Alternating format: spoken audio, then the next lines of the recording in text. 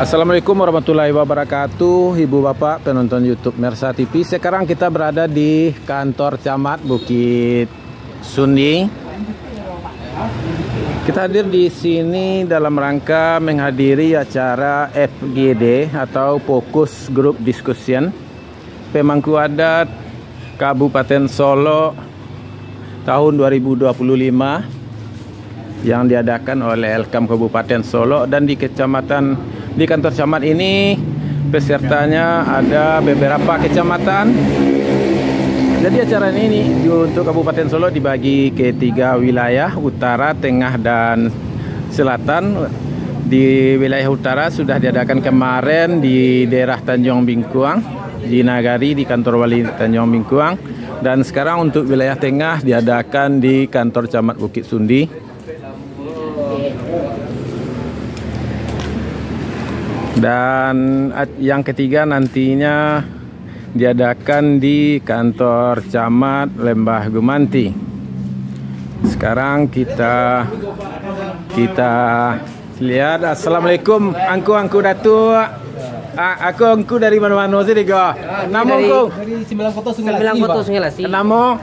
Henry. Dari Datuk Raja Mangkuto dari Guguk Sarai. Kung Ambo dari Ketuakan Nagari Tarantaruang, Kecamatan Sembilan Kota Sungai Lasi. Iya, terima kasih Kung. Kung Elkan Kecamatan Boyong Sekaki.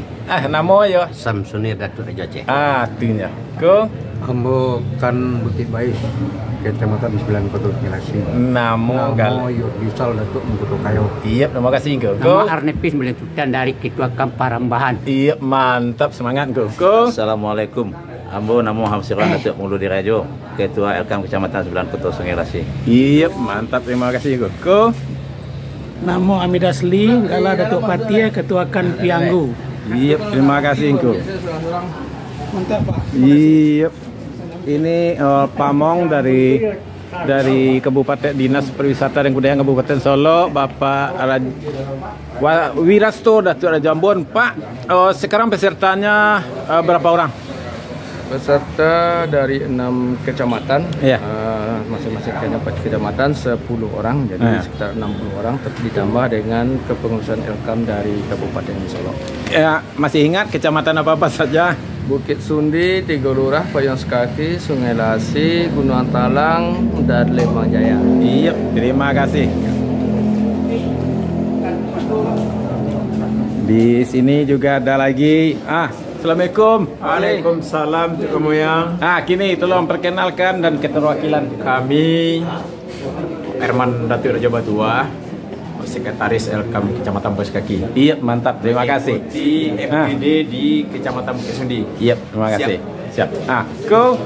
Assalamualaikum, saya Adio Saleh Datuk Raja Mudo, Ketua Elkam Kecamatan Lembang Jaya, siap menghadiri FGD di Kecamatan Bukit Sundi pada hari ini. Terima kasih. Terima kasih. Sini juga ada generasi muda kita dari Bukit Sundi. Yup. Fauzi Latif.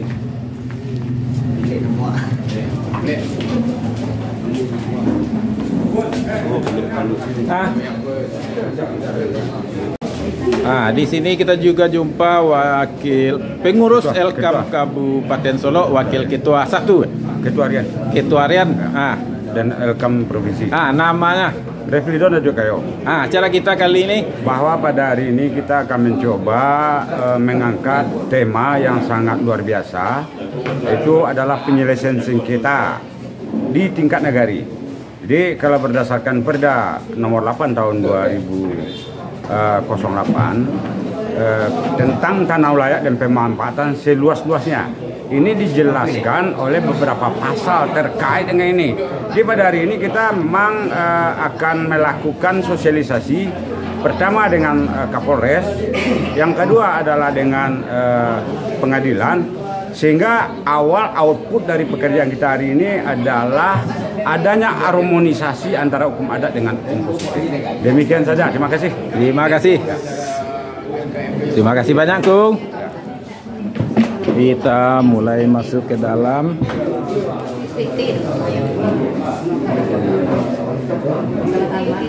Bu, peserta kita sudah mulai banyak yang datang. Nah, Ko minta waktu sebentar Ko. Mohon perkenalkan diri Ko ini Sekretaris Elkam Kabupaten Solo. Mohon diperkenalkan diri. Nama? Terima kasih, Saya Rizal Datul Ketua selaku Sekretaris Elkam Kabupaten Solo. Mudah-mudahan dengan cara aku akan menambah wawasan dan pengalaman bagi diri Mama. Terima kasih. Selamat melaksanakan serta FGD pada hari yang diadakan di Kecamatan Sundi. Ko, tanya sedikit Ko, pembicaranya, pematerinya siapa-siapa dari mana-mana Ko? Pada hari ini pembicaranya adalah narasumber yang pertama dari Pengadilan Negeri Kota Baru, dari Kepolisian Polres Kota. Mudah-mudahan dengan tiga narasumber akan memberikan pemahaman dan pengayaan kepada nenek mama. Lengkap Ko, terima kasih Ko. Di sini juga ada salah seorang tokoh Elkam Kabupaten Solo, perkenalkan diri. Assalamualaikum, nama Onderus Datuk Bigina Sati. Kita hadir pada saat ini untuk mengikuti kegiatan FGD yang dilaksanakan didukung oleh Pemda Kota Solo oleh Dinas Pariwisata. Jadi peserta yang hadir sekarang dari 6 kecamatan karena 3 lokasi yang dilaksanakan pergantian hari. Jadi mudah-mudahan kegiatan ini menambah ilmu dan wawasan para nenek mama dalam kegiatan diskusi ini karena banyak hal-hal yang perlu kita bicarakan di ranah adat di Kabupaten Solo. Terima kasih. Terima kasih Ko. Peserta sudah mulai lengkap datang. Sebentar lagi acara kita akan dimulai dan narasumber sudah mulai lebih lengkap hadir. Ada Ibu Kadis, Wakil Ketua Elkam dan perwakilan dari Polisian. Di narasumber FGD pemangku adat yang hadir pada kesempatan ini, yang kami hormati Bapak Camat Bukit Sundi, terus teristimewa Kapado Angka Kuda Tua dan tinggi tampak jauh dan kadang jolong basulu dan kadang bakabasaran dan duo bakamaheran kadang adik tubuh satu di dalam bari coba ada. Baik Angka Kuda Tua sekalian, untuk lebih afdalnya acara kita pada hari ini, marilah kita sama-sama membacakan basmalah. Sebagai acara yang pertama, mari kita dengarkan salutan sepatah kata dari tuan rumah dalam hal ini Camat Bukit Sundi. Kepada Bapak Camat kami persilahkan. Bismillahirrahmanirrahim. Assalamualaikum warahmatullahi wabarakatuh. Alhamdulillah, wassalatu wassalamu ala rasulillah Sayyidina wa maulana Muhammadin bin Abdillah wa ala alihi wa sahbihi wa man tabi'ahu wa mawala. Subhanaka la ilma lana illa ma 'allamtana innaka antal alimul hakim. Rabbi shrah li sadri wa yassir li amri wa hlul 'uqdatam min lisani yafqahu qawli.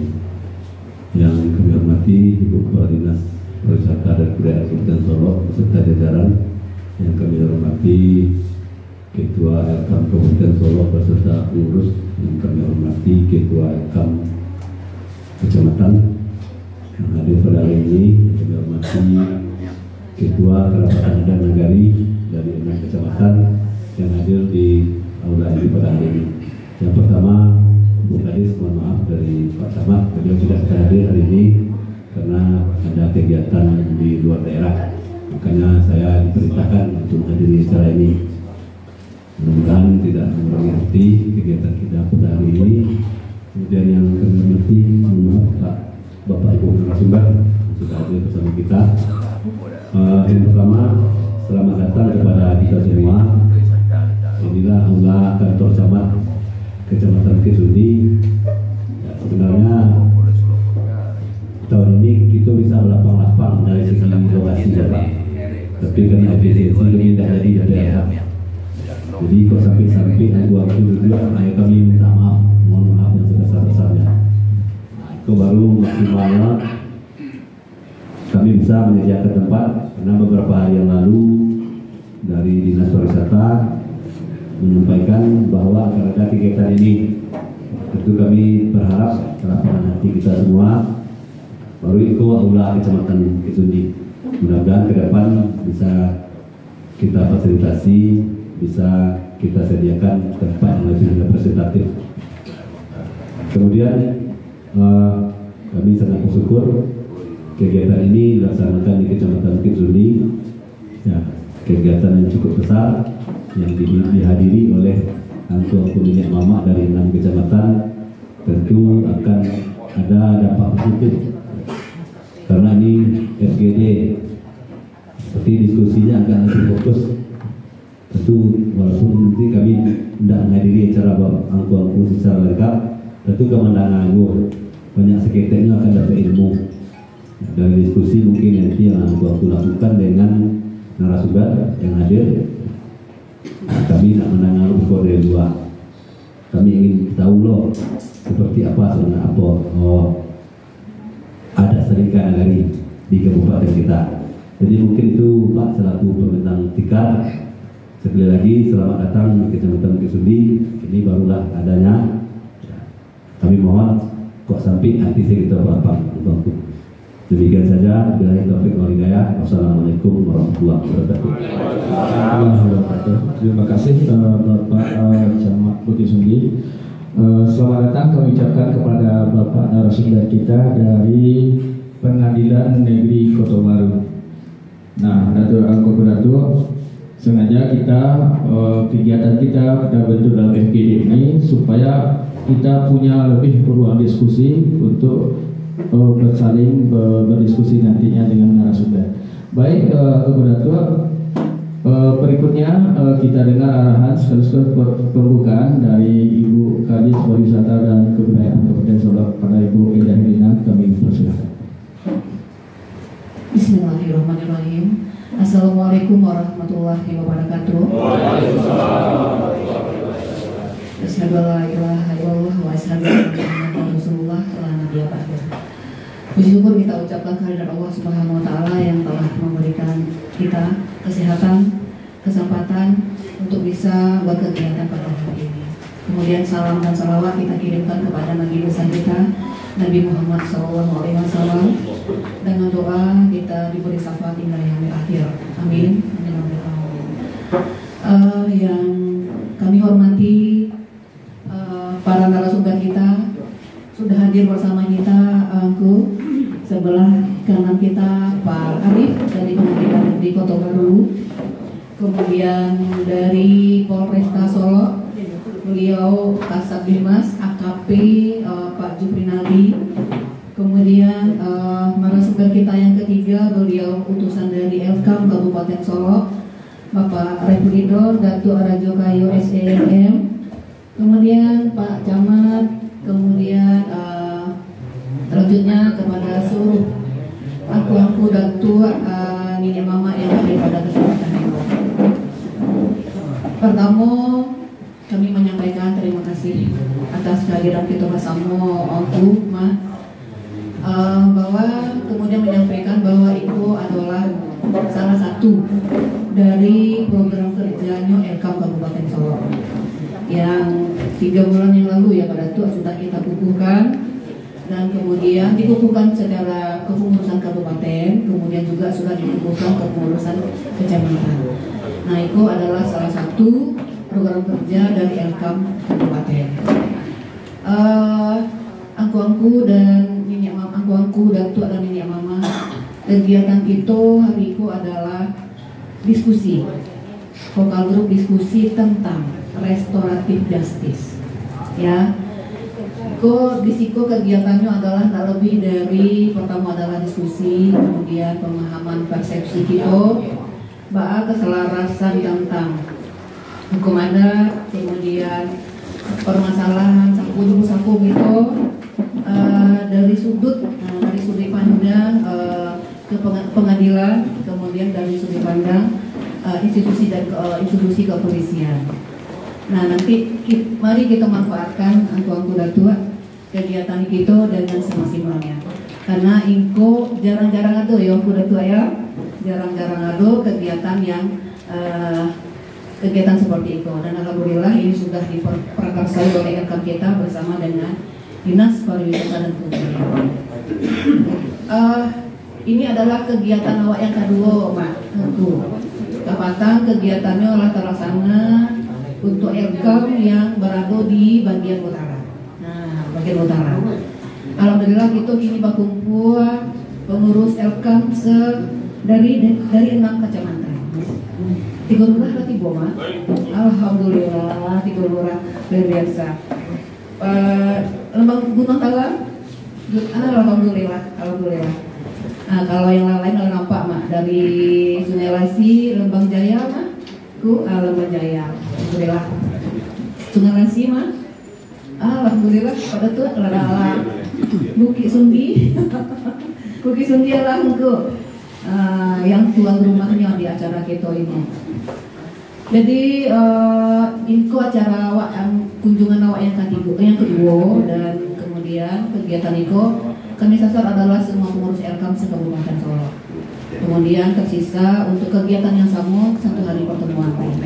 Nah, berikutnya akan ada kegiatan-kegiatan yang kita bersamai bersama aku dan Tua.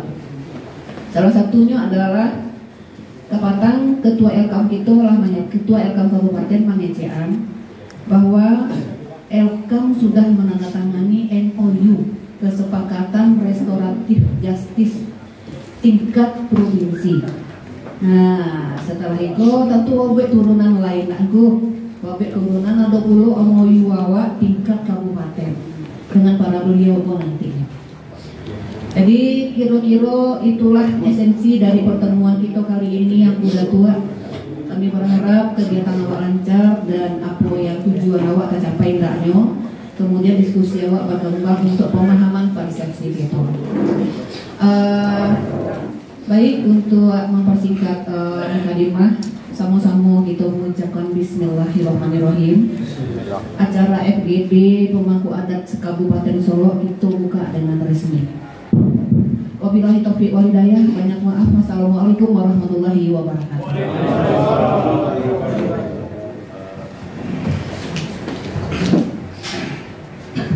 Terima kasih Ibu Kadis Pariwisata dan Kebudayaan Kabupaten Solo. Berikutnya kita akan memberikan kesempatan kepada narasumber kita. Dalam ini ada 3 narasumber untuk menyampaikan materinya. Baru setelah itu kita lanjutkan dengan diskusi. Juga kami sampaikan selamat datang kepada Ketua LKAM Kabupaten Solo. Silakan.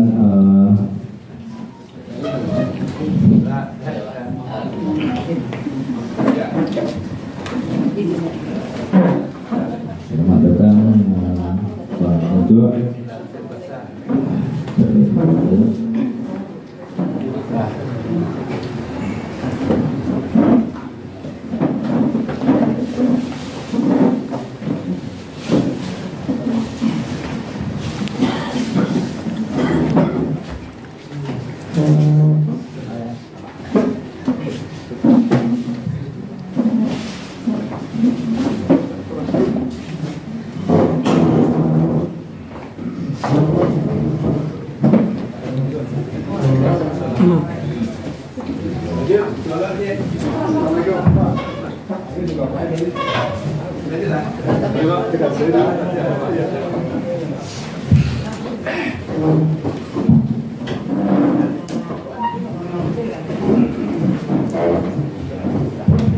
Baik, Ketua Tua, hadirin, kita sepakati bahwa materi yang akan disampaikan oleh narasumber kita hari ini kita beri waktu dan kesempatan paling lama 15 menit.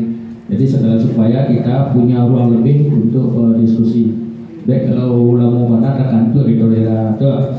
Jadi untuk yang kesempatan pertama kita minta dulu dari Kapatan nama mulai dari pengadilan. Kini kita minta dari kepolisian ya. Jadi kepada narasumber kami dari pihak kepolisian kami persilakan. Izin Engkau Muda Tua, sebelum dimulai oleh Pak Jum, mohon izin karena ada kegiatan yang lain, jadi kami tak bisa sampai selesai mempersamai acara kita. Jadi mohon izin Ambo Ketua Tua.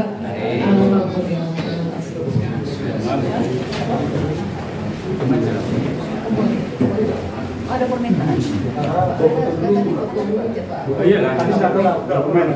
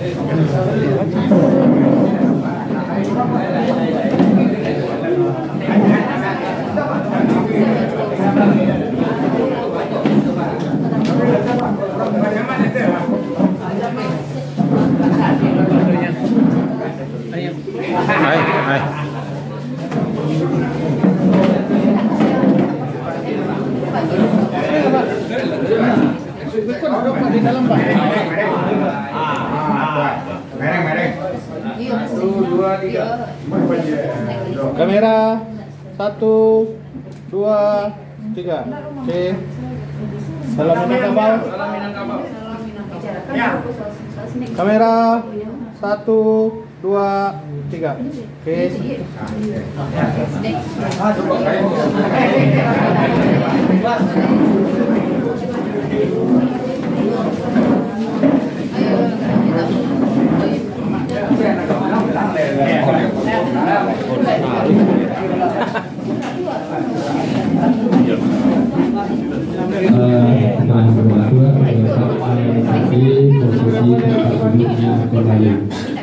Juga mengatakan nanti di akhir acara kita juga akan menyerahkan SK pengurus kecamatan dari Elkam Kabupaten. Jadi nanti kita akan dapat penyerahan SK bagi kecamatan yang sudah mengirimkan nama-nama personelnya, kepengurusannya.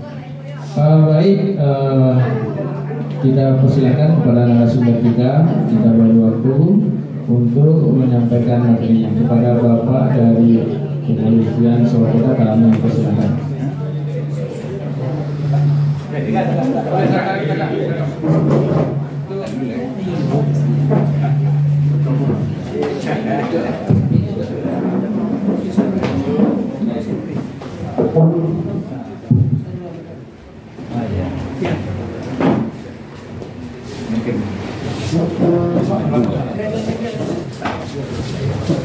Assalamualaikum warahmatullahi wabarakatuh.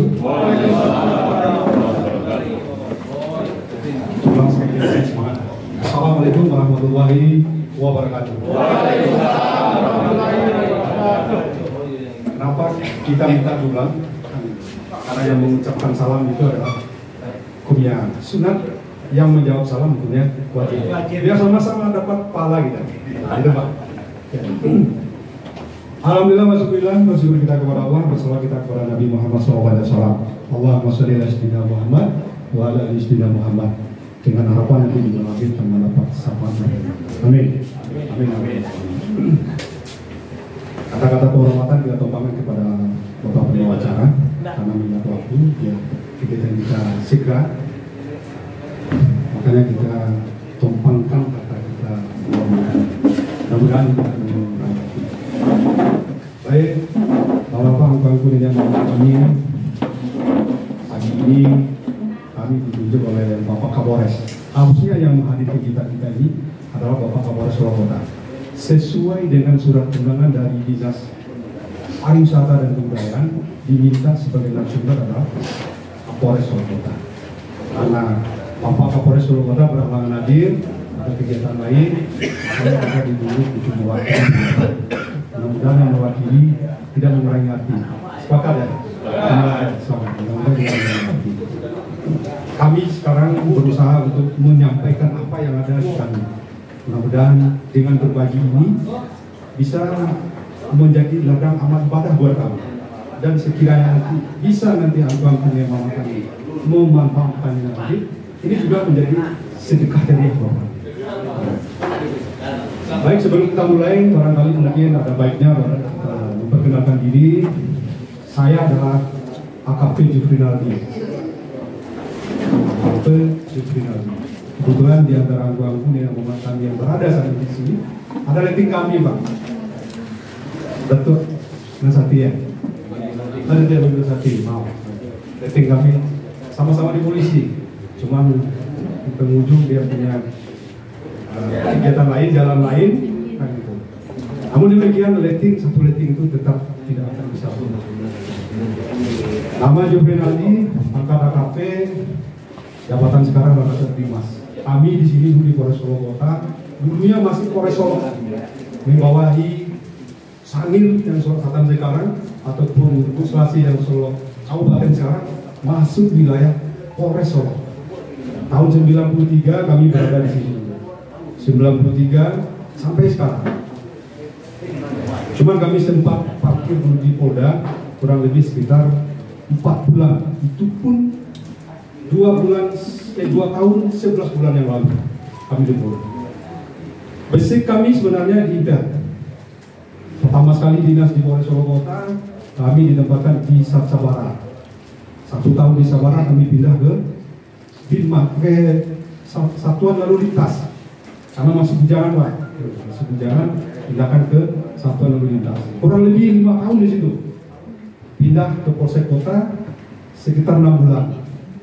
6 bulan Polsek Kota dikembalikan ke Polres Solo Kota.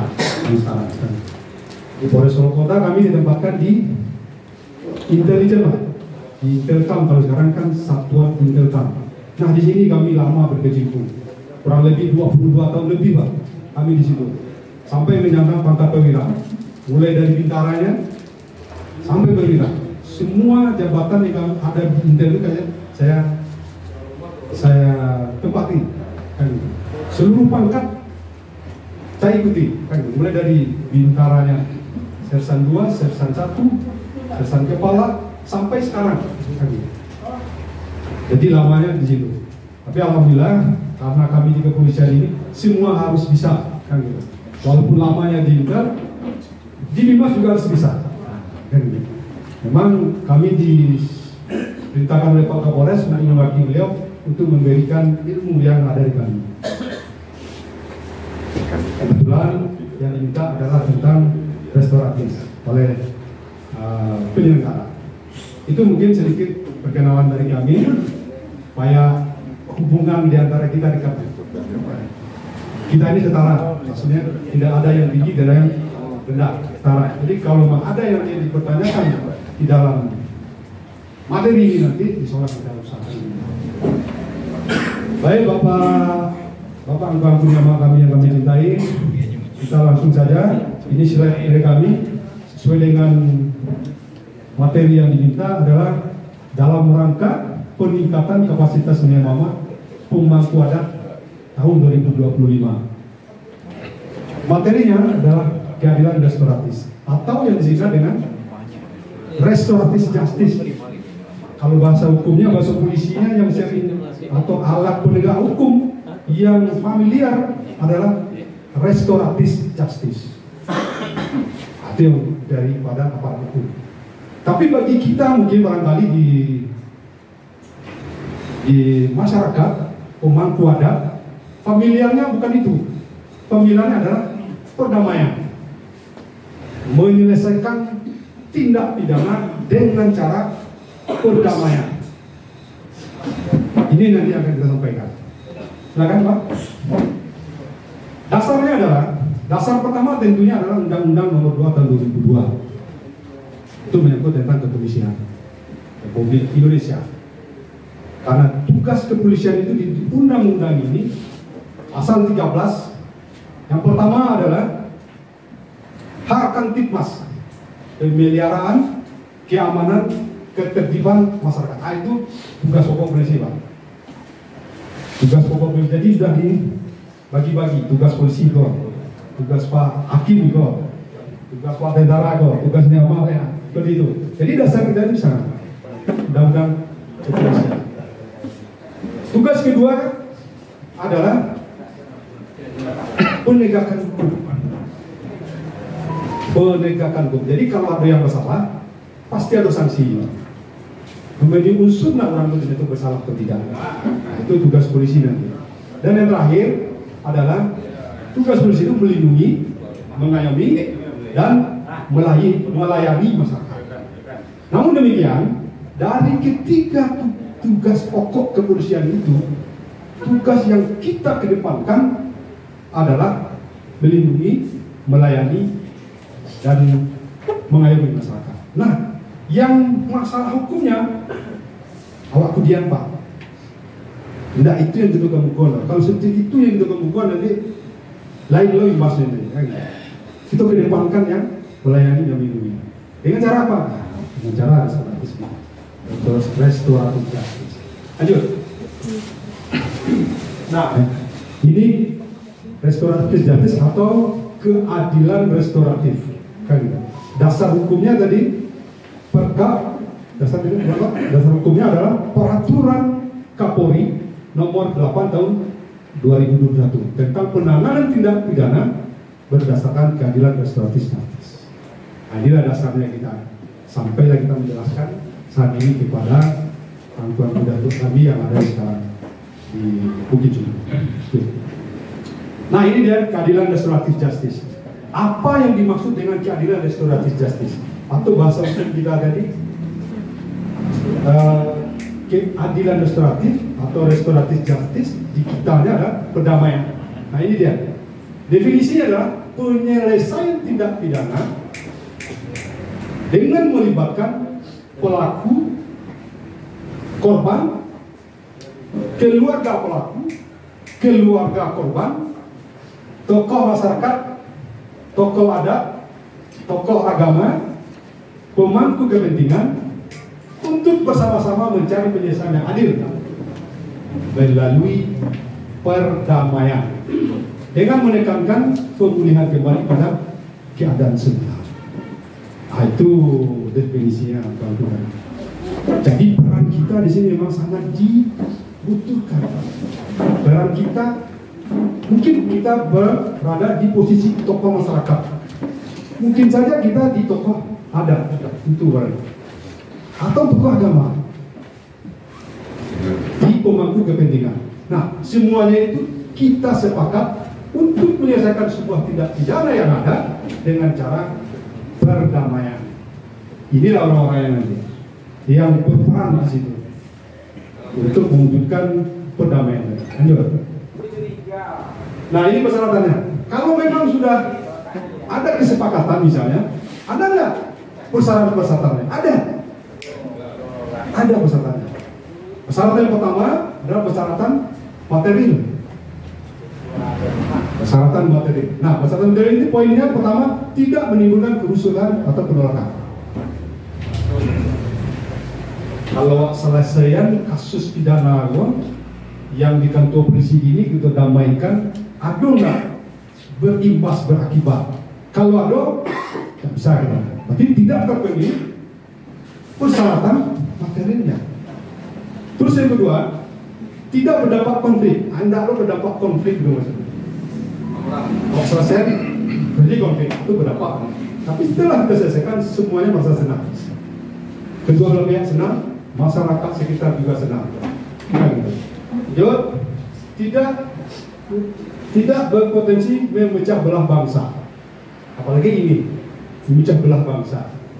Jauh mungkin kan kita di negari, mungkin kita bertikai, berkonflik sesama kita, pecah belah misalnya bangsa dengan awak kan jauh barangkali.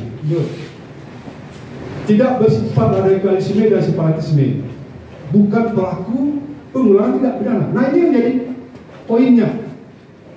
Ini yang jadi poinnya. Bukan pelaku tindak pidana, bukan pelaku pengulangan tindak pidana atau residivis. Mungkin anggota kami ini yang mama ada yang tahu sebagian apa yang disebut dengan residivis. Mungkin ada yang tidak. Sini kami jelaskan, yang residivis itu adalah seseorang yang telah melakukan tindak pidana yang mempunyai keputusan tetap atau vonis dari hakim lebih daripada 1 kali. Kalau lebih dari sekali, 2 kali masuk enggak? Ganggu kami? Masuk. 3 kali masuk, 4 kali masuk. Lebih daripada 1 kali itu masuk. Nah, ketika yang bersangkutan pelaku melakukan tindak pidana kembali, ditahan misalnya di domisi, misalnya penipuan atau penggelapan, ditahan. Ada perdamaian antara pelaku dengan korban dan seluruh unsur kepentingan dari situ menyatakan bersedia untuk menyelesaikan kasus ini dengan cara damai, tapi tersandung gara-gara ini. Hal dramatis ini tidak bisa dilakukan. Jadi perdamaian ini bisa dilakukan. Perdamaian ini tidak bisa dilakukan. Karena ini merupakan sebuah persyaratan. Kalau memang tidak bisa dilakukan, tentunya kasusnya tetap lanjut dari polisi, tarik ke jaksa, dari jaksa tarik ke pengadilan. Jadi kasusnya harus diputus oleh pengadilan. Coba. Sudah terbaik siapa? Depan mau datang.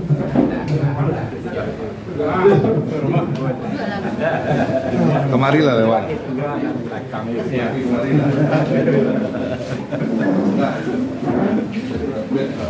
Dimukul lah Pak Ketua Elkam. Iya. Larinya ke tapi dalam. Jadi penyelesaian kasus itu angka kami ini Mama. Tidak semua kasus itu harus diselesaikan melalui sidang pengadilan.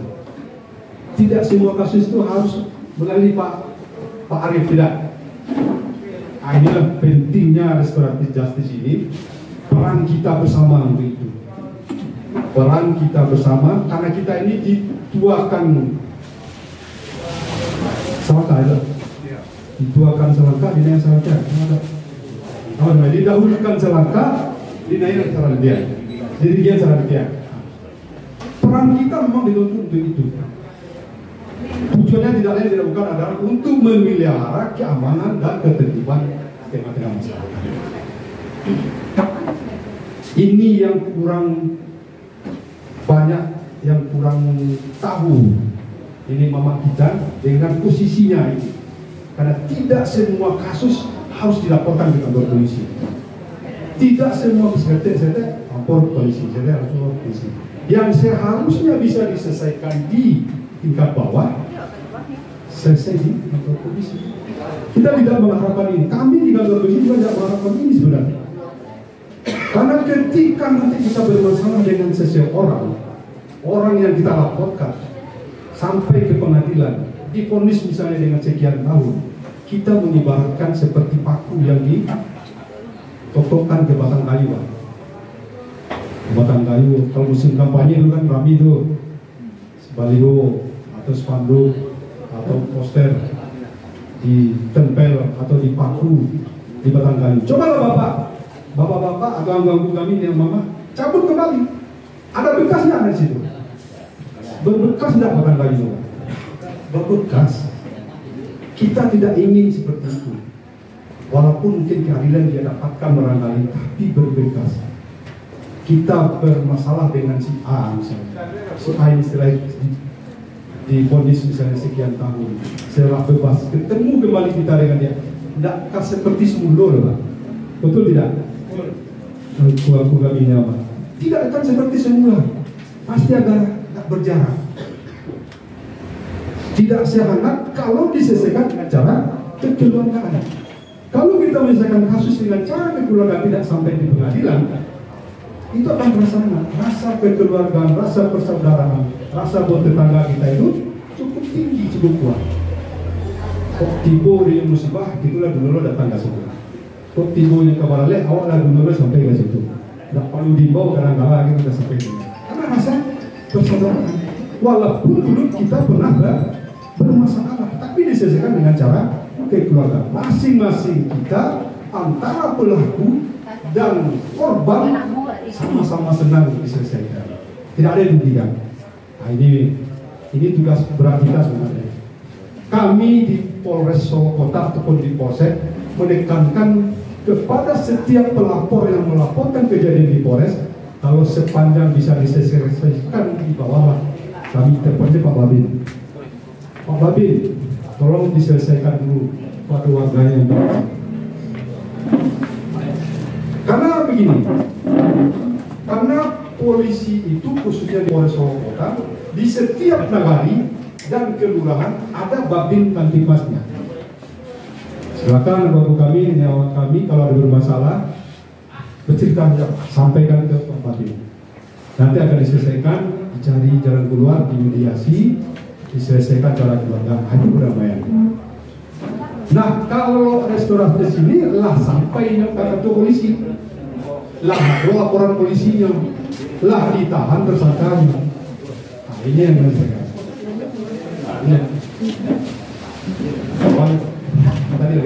Nah, ini yang masalah residivis tadi, Bapak kami. Itu tidak bisa kita selesaikan dengan cara kekeluargaan. Kalau yang bersangkutan itu adalah pelaku pengulangan tidak pidana lebih daripada 1 kali. Nah, itu menjadi pertimbangan dari pihak kepolisian. Nah, sepakat mana kalau itu kedua belah pihak itu tidak bisa kita lakukan. Kasus tetap lanjut. Nah, selanjutnya adalah bukan tindak pidana teroris. Nah, jadi di samping residivis ada 4 lagi kasus yang tidak bisa diselesaikan secara kekeluargaan, yang tidak bisa diselesaikan dengan cara damai. Di antaranya tindak pidana terorisme. Itu salah satunya. Kasus ini tidak bisa diselesaikan dengan kekeluargaan. Nah, kalau ada Pak Arif, ya, Pak Hakim tidak menyelesaikan yang harus diputus dari sidang pengadilan. Tidak boleh itu. Terus yang kedua, tidak pidana terhadap keamanan negara atau istilah makarwa. Ini juga tidak bisa diselesaikan dengan cara perdamaian atau dengan cara kekeluargaan. Dan kasus yang ketiga adalah korupsi. Kasus ini kalau ada yang dilaporkan juga tidak bisa diselesaikan secara kekeluargaan. Selesai harus melalui jalur hukum, melalui Pak Arif di pengadilan, melalui sidang pengadilan. Kasus ini tidak bisa diselesaikan. Terakhir, kasus pembunuhan, kasus pembunuhan, menghilangkan nyawa orang lain. Ini juga tidak bisa diselesaikan secara keluarga, karena persyaratan restoratif justice itu diantaranya ada korban, ada pelaku. Ada korbannya, ada pelaku. Kini yang korban meninggal, Pak, bisa nggak yang ngambil tangan? Ini logisnya saja. Nggak bisa. Bisa nggak keluarga korban di tangan? Keluarga korban bisa, cuma korbannya mana? Kurang nggak besar? Kurang. Nah, ini diantaranya juga tidak bisa. 4 kasus ini, bapak-bapak, bapak kami ini bapak, yang tidak bisa diselesaikan dengan cara kekeluargaan, dengan persyaratan lain yang ada di atasnya. Lanjut. Nah, ini persyaratan formil. Kalau ada persyaratan material, tentu adanya persyaratan formil. Dia sejalan. Semua dengan itu siang, berarti ada malam, ada pagi, ada sore, ada laki-laki, ada polisi. Kalau itu juga, kalau ada persyaratan formil, otomatis satu lagi ada persyaratan material. Nah, sekarang ini persyaratan formil. Nah, persyaratan formil ini menyangkut dengan perdamaian kedua belah pihak. Nah, perdamaian kedua belah pihak tadi ada korban di situ, ada pelaku di situ, ada keluarga korban di situ, ada keluarga pelaku. Ini bisa dijadikan saksi di dalam nanti pembuatan surat perdamaian yang kita buat bersama-sama. Nah, untuk mengetahuinya ada di situ tokoh agama, ada tokoh adat, ada di situ mungkin pemangku kepentingan dan lain sebagainya. Itu harus menjadi persyaratan formil yang harus kita buat. Nah, Selanjutnya adalah pemenuhan hak korban dan tanggung jawab pelaku. Nah, di dalam surat perdamaian yang kita buat bersama itu harus termuat itu lah. Yang kita buat kesepakatan bersama antara korban dan pelaku tadi. Kalau misalnya sakit harus dibuat tercantum di situ, dibuatkan di surat perdamaian bahwasanya pelaku bersedia mengobati korban sampai sembuh, kira seperti itu. Atau mungkin ada kerusakan di sana yang ditimbulkan, kerusakan. Pelaku bersedia memperbaiki kerusakan yang ditimbulkan. Atau barangkali akibat dari itu, misalnya korban dirawat di rumah sakit, tidak ada mungkin orang yang akan menungguinya, akhirnya kan bisa disewa orang lain Pak, gabungan untuk menemani si korban rumah sakit. Bisa menimbulkan biaya. Nah, biaya itu juga bisa nanti dimasukkan ke dalam poin perdamaian yang kita buat. Utamanya antara pelaku dan korban saling saling setuju, sepakat bahwa perdamaian itu mereka buat bersama tanpa ada paksaan. Dengan catatan harus ada saksi dari korban, harus ada saksi dari pelaku dan pemangku kepentingan. Bisa dari tokoh agama, tokoh adat, dan tokoh lainnya. Bisa di sinilah peran kita. Bahwa membantu kami dan kami di sini peran kita nampak di sini. Lanjut. Nah, di samping 4 kasus tadi, kasus pembunuhan, kasus korupsi, kasus makar, dan kasus terorisme, ada persyaratan khusus untuk kasus lain. Ada persyaratan khusus untuk kasus lain. Pertama adalah kasus informasi dan transaksi elektronik. Nah, itu masukkan yang share di media sosial. Nah, itu kan transaksi elektronik namanya. Kadang-kadang kalah capek apa pikir daripada jempol apa untuk men-share. Ada informasi hoax, berita bohong sampai ke WA kita, ke HP kita langsung kirim ke grup yang lain misalnya, tanpa mencek apakah ini benar atau tidak. Kalau tidak benar, termasuk tak kita jaringan di situ untuk menyebarkan berita bohong?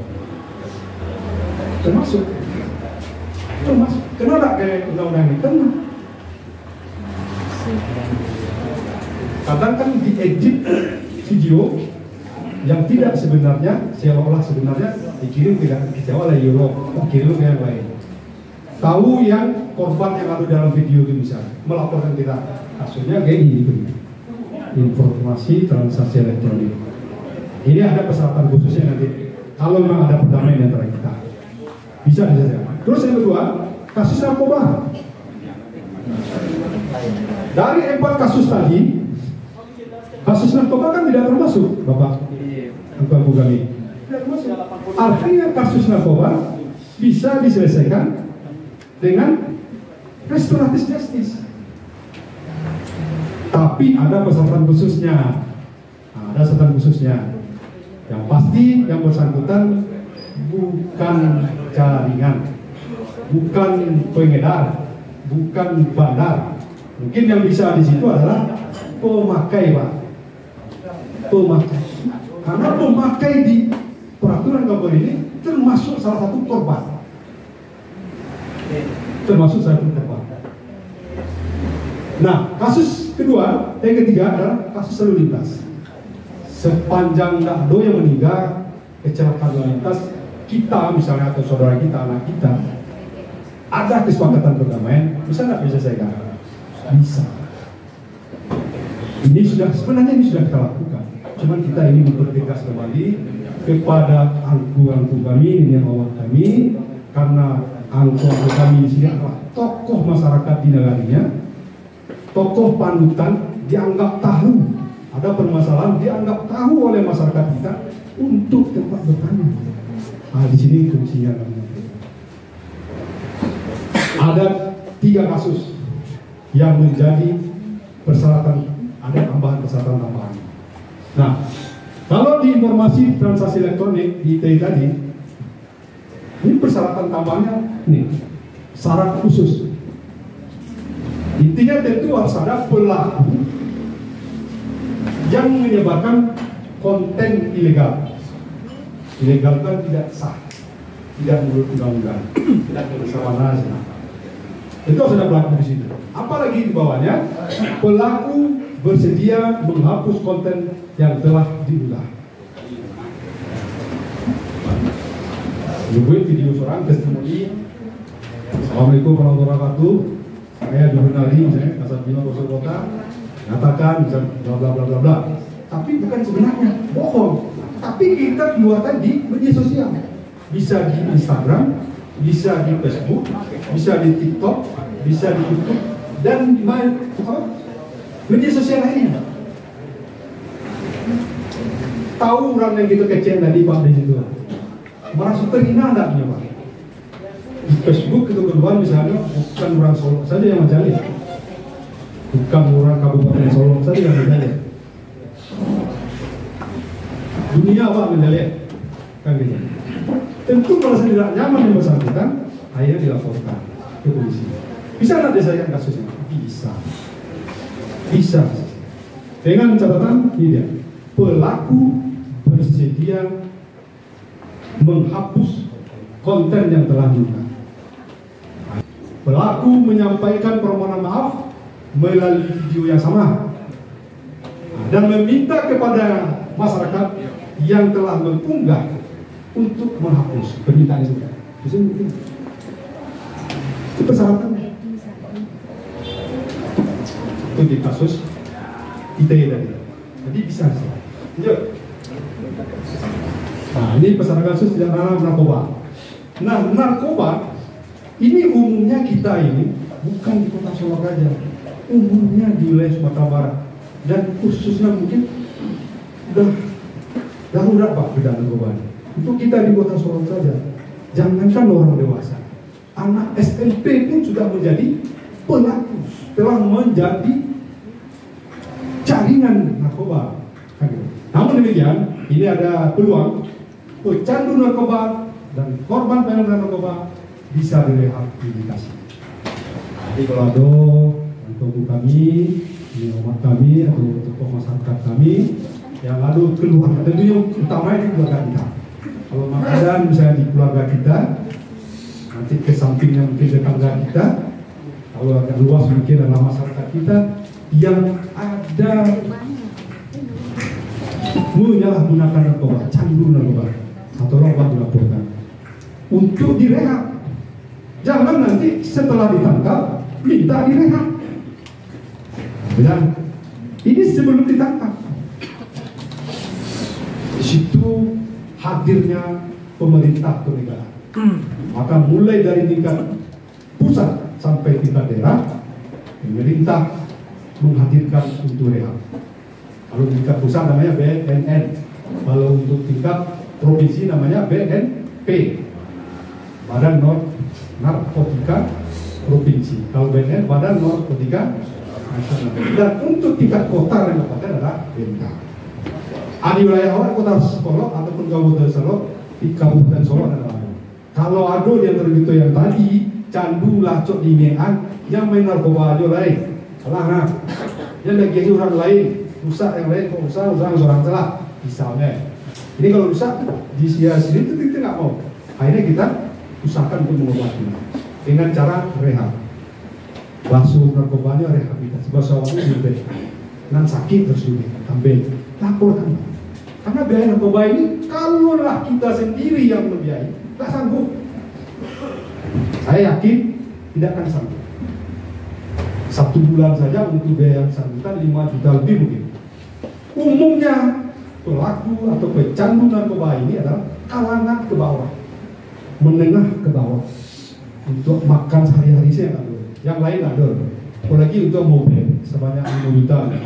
Dengan PT 1 juta saja mungkin tinggal di kampung bisa itu sebulan lagi. Tapi ikut 5 juta untuk hanya seorang saya.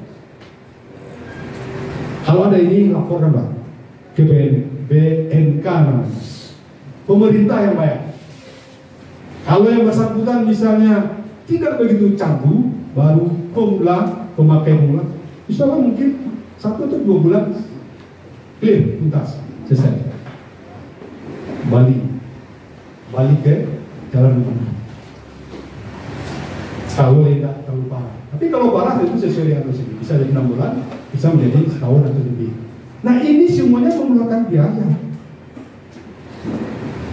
Pemerintah hadir di situ. Bagi kesempatan. Nah, terusannya pada saat tertangkap tangan ditemukan barang bukti narkoba pemakaian 1 hari. Umumnya kasus narkoba ini tidak ada yang tidak tertangkap tangan. Bola di mana Pak tahu? Ada nggak kasus narkoba apa yang tidak tertangkap tangan? Diawali dengan kasus tertangkap tangan.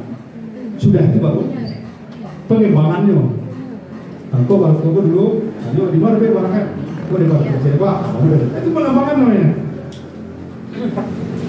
Pembuka pintunya ada tertangkap tangan. Ini dia. Kemudian ditemukan barang bukti narkoba pemakaian 1 hari. Kalaulah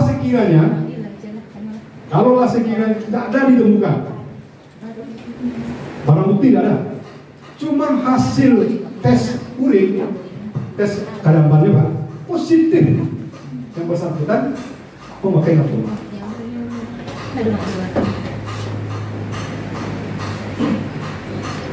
Bisa nggak yang bersangkutan kalau seperti itu? Bisa nggak yang bersangkutan diselesaikan kasus perdamaian? Kalau perdamaian tidak bisa, karena ada persatuan khususnya. Cuma nanti ada putusan sidang pengadilan bahwa yang bersangkutan harus direhab. Kalau itu Pak, ada persatuan lain nanti.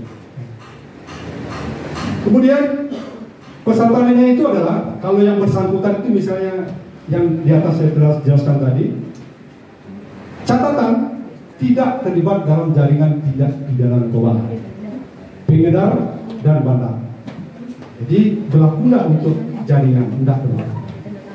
Jadi yang berlaku yang tadi itu adalah hanya untuk pemakai saja, karena pemakai ini adalah korban. Kalau ini jaringan, bisa contoh kalau sampai jaringan. Ini contoh kasus yang ada di kota ya, saya sampaikan. Jadi Pak Saudara, ya, contoh, ini kasus yang di kota Solo. Pelakunya anak sekolah. Dia sebagai jaringan, posisinya sebagai kurir. Kurir itu sama dengan tukang pos. Kalau tukang pos itu digaji apa? Hah? Digaji.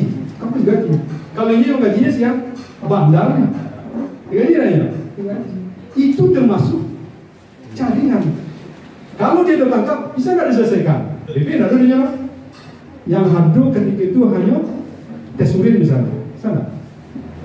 Tidak bisa, karena dia termasuk kepada jaringan. Kuncinya tidak termasuk jaringan, tidak termasuk pengedar, dan tidak menjadi pengedar. Yo, nah gitu. Apa? Sebenarnya masih banyak. Mungkin ada yang lain nanti di pas UGD nanti pas diskusi nanti kita lebih pertajam lagi Pak. Terima kasih banyak. Mohon maaf kalau ada yang salah. Kami sebagai manusia biasa, kami mohon maaf. Pada Allah kita mengampuni. Assalamualaikum warahmatullahi wabarakatuh. Terima kasih Bapak narasumber dari Kepolisian Solo Kota. Kita minta satu narasumber lagi, setelah itu kita langsung diskusi. Jadi kepada pendamping silakan siapkan nanti pertanyaan. Kita berikutnya kita minta narasumber dari Pengadilan Negeri Kota Baru. Jadi kepada Bapak kami persilakan.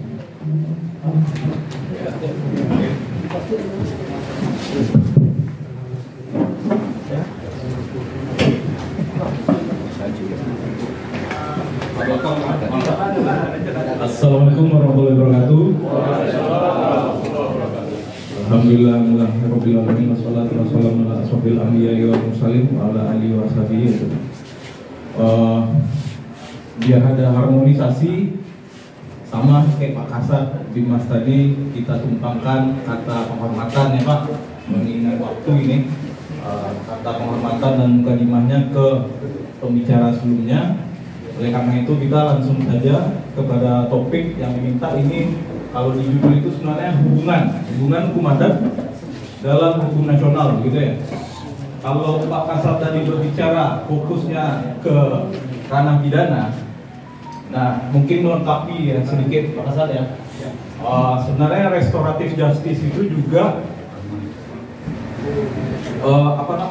di segala tahap persidangan, maksudnya di segala tahap pemidanaan, artinya dalam penyelidikan dan penuntutan dan pemeriksaan di perkara di pengadilan, itu tuh bisa dilakukan tahapan restoratif justice. Cuma memang outputnya berbeda-beda gitu.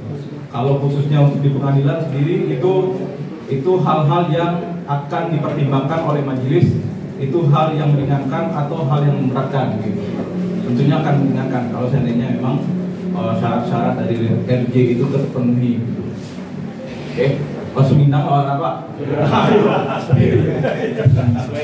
Iya. Mumpung forumnya kan aku mama itu kan.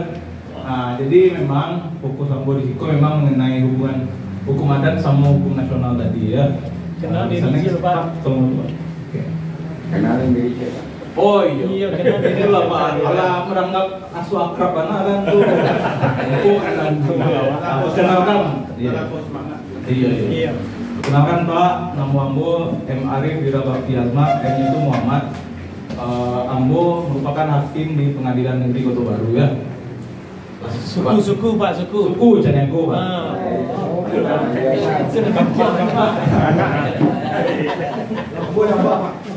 Oke. Yo. Ambo Sangka Pak. Mas sekolah. Iya. Oke, lanjut Pak. Apa perbedaan hukum adat ko? Keberadaan hukum adat ko masih ada nak? Menurut Bapak Masih ya? Diakui. Tidak saja itu dari nomor 1. Overlapping itu sebenarnya tumpang tindih namanya sama itu hukum nasional tuh. Rasuah pun enggak dan praktiknya pun enggak sebenarnya, enggak tumpang tindih. Sebab yang diatur sama hukum adat tuh mengenai kebiasaan-kebiasaan yang menjadi hukum oleh masyarakat kelompok adat ya, masyarakat adat yang telah sebenarnya itu disublimisasi, nanti kita bahas. Itu apa? Jadi masih ada ya Pak. Lanjut. Oke, lanjut. Nah, sebenarnya hukum adat, hukum agama, hukum nasional itu kalau istilahnya kalau pakai bahasa Jawa kan tiga tali pilih. Nggak bisa gitu. Itu tuh norma-norma hukum yang dalam kehidupan sehari-hari awak, apalagi awak masyarakat Minang ya, khususnya adat Minangkabau, itu tuh di negara sendiri telah diakomodasi oleh pengadilan agama itu mengenai hukum agama ya, pengadilan negeri mengenai hukum adat dan hukum nasional memang diatur gitu ya.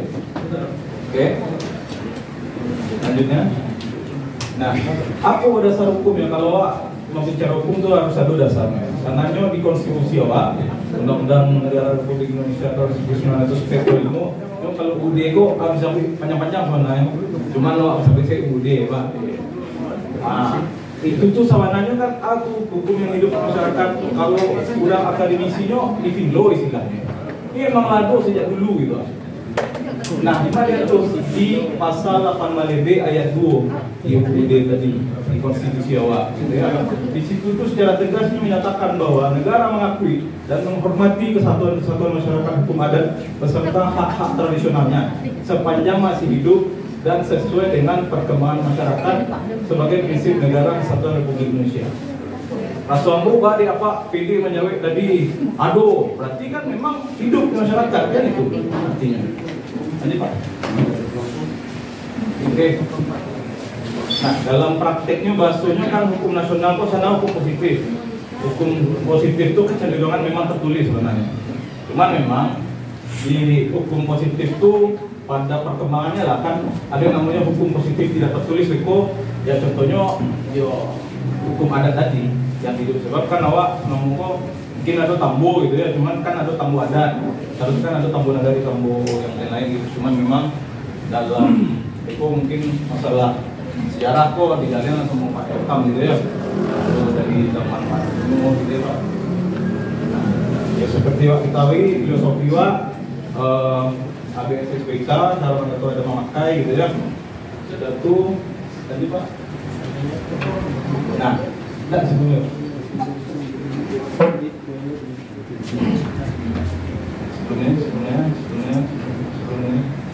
Sebelumnya Pak. Nah, setelah 2 kali. Setelahnya,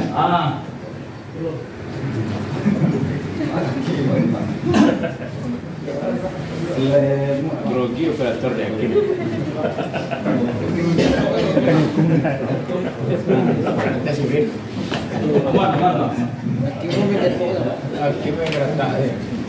Setelah itu Pak. Nah, jadi masuk ke lima ini diakomodasi sananya ala diakomodasi Perda Sumatera Barat dulu lah di gue. Sebelumnya memang lado. Kalau itu kan yang terbaru nomor 7 tahun 2023 ya. Nah, di situ tuh dari atur Bang legitimasi mekanismenya tuh diatur sama sekalian itu tuh mengenai yang diokan gitu kan, yang namanya lasean. Untuk gerbangnya sananya kan berjenjang tuh, biasanya di Sasen sama Parui dulu kan, kok kasuku ya Sasen kok nagari melalui-kan gitu ya. Kalau masalah perdata adat, nah karena tadi adat di masyarakat hukum adat itu sendiri diakui sebenarnya oleh konstitusi awal tuh, nah tentu diakui tanah wilayah tadi kok. Nah itu kok yang pintu gerbang banyak pasketan lah gitu ya. Cuman memang yang harus kita pahami bersama yang namanya permasalahan tentu harus diselesaikan. Nah sebenarnya kan itu tuh sebagai ya, lembaga perdamaian intinya gitu. Jikalau memang ada kesepakatan perdamaian atau putusan ikat yang diterima oleh kedua belah pihak, sana itu adalah dijamin kamu perdata itu juga dengan Pak caranya bisa daftarkan ke pengadilan untuk dilegitimasi mempunyai kekuatan hukumnya tuh akta berbentuk beko akta perdamaian antara yang pihak-pihak yang bersengketa lah gitu ya. Nah sebenarnya disuppin ke perda ada di pasal 23 tadi ada mengenai penyelesaian sengketa itu bisa Pak dari cuma nembus ya. Nah selanjutnya Pak. Nah kalau Bang Ece di awal tuh harus tahu sejarahnya. Sawananya awal tadi yang di undang-undang berarti kan undang-undang 1945. Padahal sebelum itu hukum adat kok Allah dikenal, Allah dimulai komandan kan? Nah, pada masa awal itu orang membuat ada pengadilan rakyat lah namanya, surang-surang gitu. Dua ada 5 adat gitu ya. Satu beranjak karena ada masa-masa Belanda gitu kan, penjajahan. Next Pak. Pengadilan desa nama Suap Raja namanya itu kalau dulu yang jadi hakim padahal orang Belanda dulu cuma memang yang jadi objek dari putusan itu mengenai hukum adat gitu. Tuh ada regis Clement 8/5 atau indices tax regling kan, dari situ kemudian pengaturannya. Kalau Bapak tahu dulu ada orang nyebut pengadilan masih landrat orang saya isu menyebut landrat itu hanya ke pengadilan ya. Nah karena lah masa-masa kemerdekaan dituangkanlah karena ada institusi Susiambo Mahkamah Agung sendiri alah tertutup gitu ya, dulu DPK kan ada Departemen Kehakiman, ini lah independen menjadi Mahkamah Agung itu sendiri gitu ya. Nah itu yang untuk kuasakan mengenai sengketa di hukum nasional ya, terkait pidana perdata ke seperti PA yang mengenai sengketa agama lah, agama, militer, tun gitu ya. Nah, Nah, itu yang lagi tahu tadi, yang Perda Sumatera Barat 7 tahun 2022 tadi. Nah, ini tuh dasar formula untuk dibikin tuh oleh karena dulu dijawabnya dengan Undang-Undang Otonomi Daerah awalnya dulu. Nah, awaklah salah satu daerah yang secara bahasanya itu moderat dan progresif dalam menerapkan waktu akan di Perda Wako mengenai hukum yang awak butuhkan. Ya, hukum adat itu tadi. Gitu. Selanjutnya,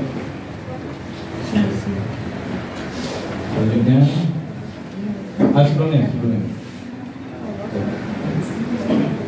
Nah, itu pas contohnya pasal 23 tuh kalau mengenai penyelesaian sengketa tanah wilayah di negara diselesaikan oleh kerapatan adat.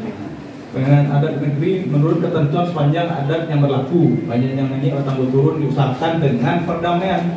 Nah, itu tugasnya ini mama awak kok dapet itu selesaian dulu di situ. Sebab seperti yang awak ketahui, ala sempat dimention sama Pak Asad tadi kan.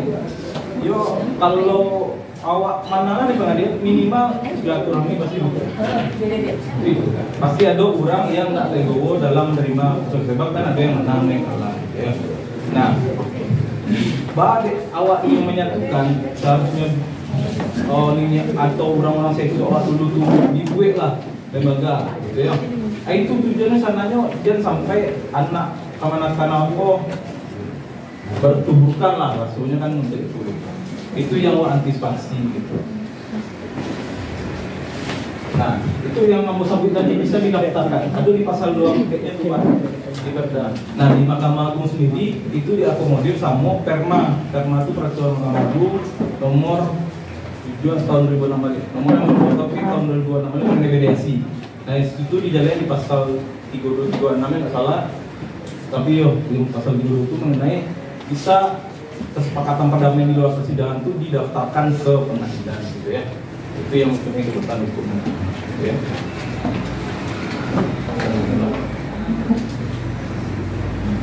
Makna strategisnya Mbak A dulu lalu tingkatkan Perda itu seperti Perda-Perda sebelumnya ya, ada yang terjadi kembali Pak 2008 yang awalnya.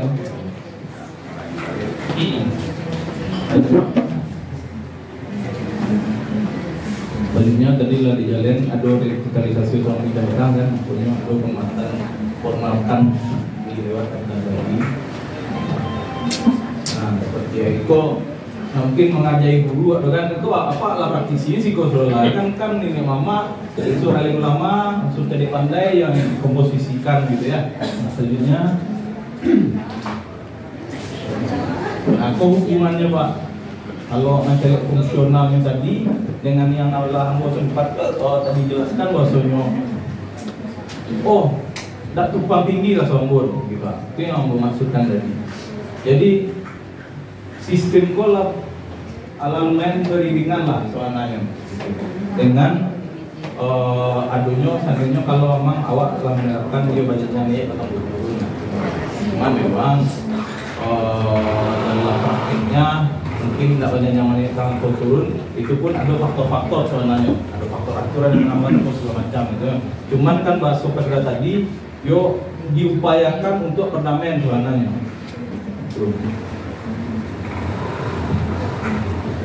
Mungkin sekian pemantik dari aku, Iko awak mungkin langsung masuk ke sesi tanya jawab. Wabillahi taufiq wal hidayah. Assalamualaikum warahmatullahi wabarakatuh. Waalaikumsalam warahmatullahi wabarakatuh. Terima kasih banyak kepada Bapak narasumber dari pengadilan. Jadi nanti kita akan bertanya lagi dengan bentuk diskusi. Jadi silakan nanti mengajukan pertanyaan oleh koordinator seputar dari pengadilan bagaimana eksistensinya. Kenapa kalau kita sering lihat kenapa rekomendasi kan itu di pengadilan selalu mentah, perlu juga nanti dipertanyakan kenapa kok tidak selalu dipakai seperti itu. Jadi baik, berikutnya mungkin kita minta narasumber kita yang ketiga, setelah itu baru kita diskusi panjang pada Setelah beliau menyampaikan dari kepada Bapak Republik Datuk Kayo dari Elkam Kabupaten Solo, kami persilakan.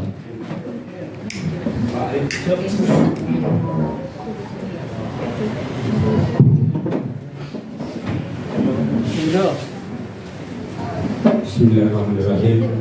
Assalamualaikum warahmatullahi wabarakatuh. Waalaikumsalam warahmatullahi wabarakatuh. Pada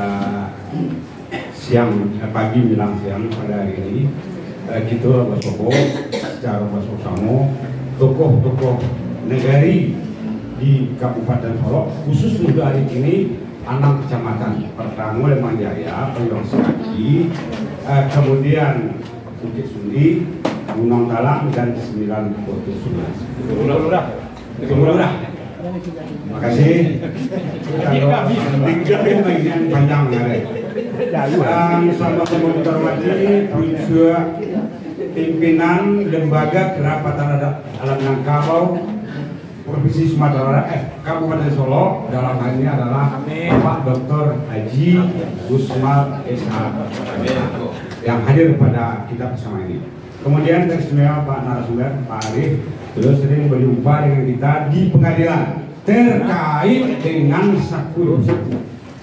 Bapak dan Ibu yang saya muliakan, angku-angku nih mama nanggadang bahasa Batua bukan bayu dua biteh tidak bersibah posisi yang hadir pada hari ini. Ini adalah sebuah momen yang sangat istimewa bahwa hukum positif dengan hukum adat itu ada harmonisasi. Agar tidak bias dan tidak terjadi kesimpang siuran, yang hadir pada hari ini termasuk lawyer Pak Arif, Pak Muhammad Irfan yang sering berhadapan dengan ini. Oke, kita masuk 3 slide saja. Ini hanya untuk menyingkronkan apa yang tadi sampaikan tadi. Slide pertama tolong dibantu bahwa secara filosofi adat, baik adat Sebatang Panjang maupun adat Salingkah-Negari, berdasarkan tambo yang telah kami rekam, ini adalah struktur hukum adat di Minangkabau. Itu sudah tercakup baik pidana maupun hukum perdata. Bahwa di Minangkabau inilah persoalan yang sebenarnya terjadi pada hari ini.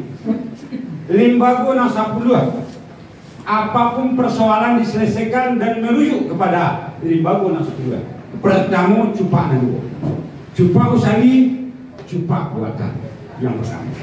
Kemudian undang nanampe, undang-undang luak dan rantau, undang-undang pembentukan negeri, undang-undang dalam negeri, undang-undang Kopula. Ini yang disampaikan oleh Pak Juprinaldi Guru Wongko tadi, Mas. Beliau adalah kasat Mas di Kota Solo. Baik, kalau kita berbicara terkait adat Salingkah-Negari Pusako Salingkah-Kau, ini tidak terlepas dari kita membicarakan kato nanampe. Pertama mungkin kato Pusako, kato kemudian kato dicari, kato perbuatan. Inilah barangkali rujukannya. Bapak dan Ibu yang kami muliakan, terkait dengan undang nanampe, undang-undang luak narantau, luak undang narantau, rantau beraju luak bapang. Kemudian kalau terkait dengan undang-undang negeri, undang-undang pembentukan negeri, yang beliau sampaikan tadi diperjelas oleh Perda nomor 6 tahun 2008 bahwa pola penyelesaian sengketa adat itu secara berjenjang. Pertama diselesaikan di tataran keluarga, kaum, pari, suku. Tak dapat putri di Pangka, putri di Telatak, putri di Damai diajukan ke balai-balai adat. Disitulah dibicarakan. Panjang di Karek, senjang di wilayah Bunta di Kapiang, inilah yang akan didiskusikan. Lalu Kato Putih tampil berdasarkan Perda nomor 7 tahun 2018 yang sebenarnya turunannya untuk kabupaten kota belum ada Pak. Kembali kita kepada pokok persoalan bahwa Undang-Undang 20 inilah rujukan yang disampaikan oleh Pak Jufri Naldi tadi, bahwa Undang-Undang 20 itu semuanya terangkum di sana. 8 berbentuk kejahatan seperti selek, kemudian 6 bukti salah, kemudian 6 alasan tersangka. Ini sebetulnya jauh sebelum kelahiran NKRI di Minangkabau sudah diakui nagari. Nagari dalam bahasa Sanskertanya adalah negara. Ketika ekspedisi Pamalayu, ketika ada komunikasi dengan Majapahit, adat itu sudah. Kemudian kedatangan Belanda, orang ada ini dinomorsatukan. Tapi pada hari ini keke kurang pangana lagadang akap pailang jalan kau jalih orang lalu adat kok itu kau orang datang. Berlebihan rasanya kalau saya katakan bahwa di negari kompetensi nilai mama itu agak minim dalam ini. Rasanya mungkin angku-angku tersinggung. Padahal hari ini yang hadir saya lihat adalah orang yang hebat-hebat saja di negari. Inilah barangkali yang akan kita panjang kembang gawe, sehingga persoalan selesai dalam keluarga tidak perlu dibawa ke kaum, tidak perlu dibawa ke suku. Tadi juga beliau telah sampaikan bahwa yang melakukan gugatan setelah adanya perjanjian antara para pihak yang bersengketa adalah mama kepala waris. Saya sedikit saja menggambarkan karena kalah kejadian daripada orang itu. Tidak mungkin loh ambo skala mulut dia mak rumah 10 juta demi 2 malu ambo itu bisa. Kita lanjut slide yang kedua saja. Ini yang sering terjadi sebenarnya di masyarakat. Mekanisme tata cara penyelesaian perdata adat oleh Kan Nagari. Kenapa ini lemah? Karena secara administrasi tidak lengkap dan benar. Dia benar tetapi tidak lengkap, juga tidak diproses, ditolak oleh pengadilan. Kalau saya tidak salah. Inilah barangkali pola pertama adalah ajukan secara tertulis oleh kaum yang merasa dirugikan. Yang pertama. Ini mekanismenya penyelesaian yang beliau sampaikan tadi di dalam Perda nomor 7 tahun 2023 secara berjenjang. Yang kedua, kemudian ajukan secara tertulis di bawah dalam rapat persukuan. Persukuanlah yang akan menjadi ujung pangga. Kalau kusui bulu baru menyelesaikan. Kalau kusui bandang cari ujung pangga. Kumuh foto aku kenapa? Ini barangkali di dalam pasukuan. Apabila ini juga tidak selesai, boleh diajukan kepada kerapatan adat nagari melalui manti dan sekretaris. Disitulah dicari atah jebare. Kok nyampang tak helang masuk di malam. Nyampang Talenggang Maluku di atas, Tasera Kalasuang Kadada Malu Lasuang kepada itu. Inilah filosofinya adat orang Minangkabau. Orang Minangkabau filosofinya ayat-ayat adatnya adalah dijual indah makan Bali, digada indah makan satu. Ini adalah ayat-ayat adat di dalam adat sabatang yang adat Salenggang. Kemudian setelah ini baru dibawa ke majelis peradilan adat di Nagari MPA. Nagari itu asal paling sering melakukan ini. Dilengkapi dengan semua-muanya, alat bukti, pemilikan, batas padan, kemudian ranji dibuktikan ada 3 ranji tertulis yang dibuat oleh mama kepala waris atau orang yang tertua di dalam suku yang mengetahui seluk-beluk pertalian darah si ibu, karena Minangkabau adalah patri kan bisa yang hukum bagaimana kan. Kemudian dilihat apa hubungannya. Nah, nanti baru kita lihat kepada pusaka tinggikah, pusaka rendahkah, waris nasabkah, waris kuatkah. Di waris itu ada dua saja. Waris nasab, waris apa? Waris nasab itu berdasarkan ini yang seluruh sampai ke bawah. Kemudian waris nang kabulia. Kok jauh dapat ditunjukkan. Kok dapat bisa dikakuan. Ini adalah nanti yang dipertanyakan di pengadilan adat. Tetapi yang jelas Kato Putih di kerapatan adat tidak ada. Dia hanya menyampaikan peradilan. Apabila kedua belah pihak tidak mau menerima, maka boleh diajukan kepada hukum positif. Dalam hal ini adalah Pak Arif. Ini kira-kira gambarannya. 2 slide saja, barangkali ada satu lagi di persyaratan nanti ini bisa di-brand dan diperbanyak oleh panitia pariwisata. Khususnya di Kabupaten Solo, slide yang ketiga. KTP saya Pak Tawar, Pak. Ini dulu. Ini dua dia. Nah Bapak, karena ini yang terjadi masalah yang sering terjadi di Minangkabau umumnya yang berhubungan dengan adat. Seorang filosofi adat, Anapis, mengatakan bahwa tanah di Minangkabau sangat penting. Kenapa dikatakan sangat penting? Pertama, tempat lahir. Yang kedua, tempat hidup. Yang ketiga, tempat mati. Inilah harga diri orang Minangkabau. Tempat lahir, dia punya rumah gadang. Tempat hidup, dia punya harta pusaka. Sawah nambah bidang, gurun nang malaria. Kemudian tempat mati, pakai pandang kuburan. Terima kasih Jambun. Jadi ini barangkali perlu kita menerjemahkan apa yang disampaikan oleh kedua narasumber tadi supaya dia nyambung. Karena hukum adat dengan hukum positif itu adalah satu mata uang yang nilainya sama, tidak bisa dipisahkan.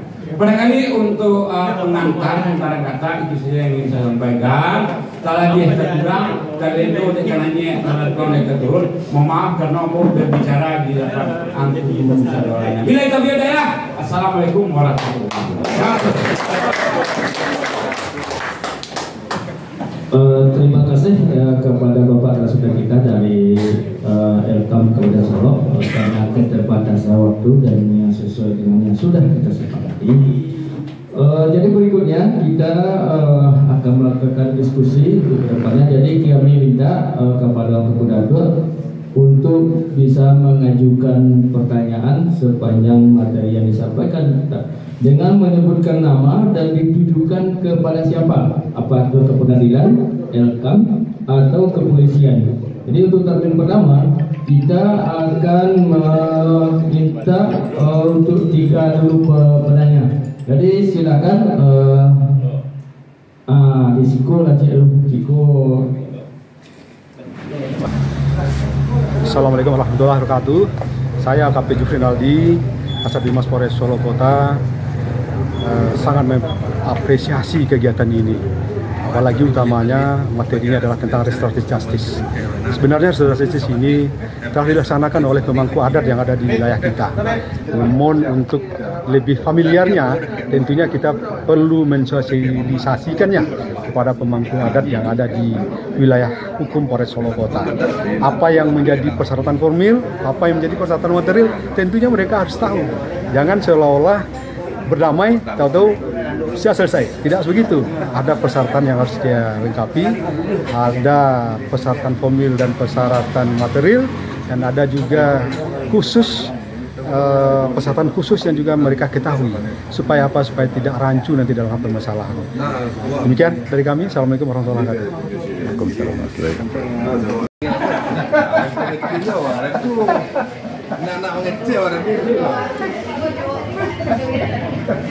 Ya, kami jadi hasilnya membantu untuk kedepannya. Baik, moderator, kita lanjutkan kembali acaranya. Tadi ada beberapa pertanyaan yang masih belum dijawab seputar Elkam.